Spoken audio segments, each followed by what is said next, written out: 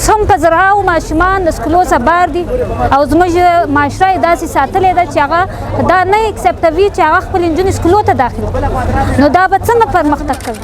داسې معیاري تعلیم غواړو کوم چې تاسو پنجاب ته ورکوي او د دې سره موږ پنجابي استعمار ته دا پیغام ورکوو چې موږ پښتانه تاسې نن پرون دا ورځ وه چې تاسې د ډي سي په ذریعې زموږ پښتو اکیډمي سیل کړه نو دا موږ په یو صورت نه منو. موږ تاسې هم د دې په ذریعه چې دی طالبان ته دا وده ورکړه چې نن هغه د پښتو کتابونو باندې بندیز لګوي نو تاسو به دا رویه ختموئ که مې نه کړه ختمه نو بیا به موږ تاسو سره یو ځای نسو تللی.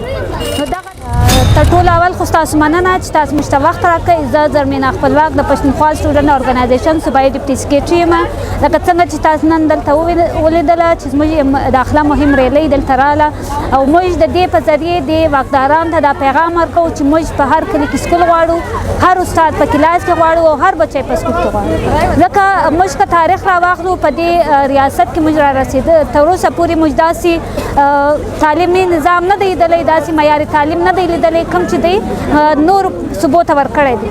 نو موږ د دې ریلۍ په ذریعې دا پیغام ورکوو چې موږ داسې معیاري تعلیم غواړو کوم چې تاسو پنجاب ته ورکوي او د دې سره موږ پنجابي استعمار ته دا پیغام ورکوو چې موږ پښتانه تاسې نن پرون دا ورځ وه چې تاسې د ډي سي په ذریعې زموږ پښتو اکیډمي سیل کړه نو دا موږ په یو صورت نه منو. موږ تاسې هم د دې په ذریعه چې دی طالبان ته دا وده ورکړه چې نن هغه د پښتو کتابونو باندې بندیز لګوي نو تاسو به دا رویه ختموئ که مې نه کړه ختمه نو بیا به موږ تاسو سره یو ځای نسو تللی.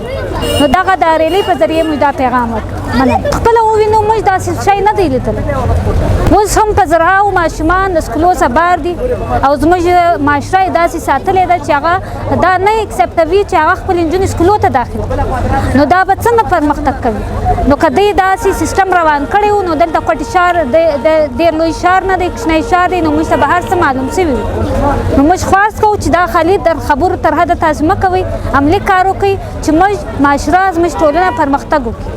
موږ به زموږ لایمل دغه دی چې موږ به خپل جدوجهد جاري ساتو. پوره امنه جدوجهد موږ وختي هم جاري ساتلی دی او مخته به هم جاري ساتو او د دې سکولونو دپاره به موږ چې څومره هم کوشش کولی سو موږ په وس کې چې څه هم وو موږ به دا خپل د سیاسي جدوجهد له لارې دا کوو. موږ به دې ریاست دې ته مجبوره کوو چې یا به ته موږ ته برابري په بنیاد ګورې یا نو موږ ستاسې لارې جلا دي. ډېره مننه.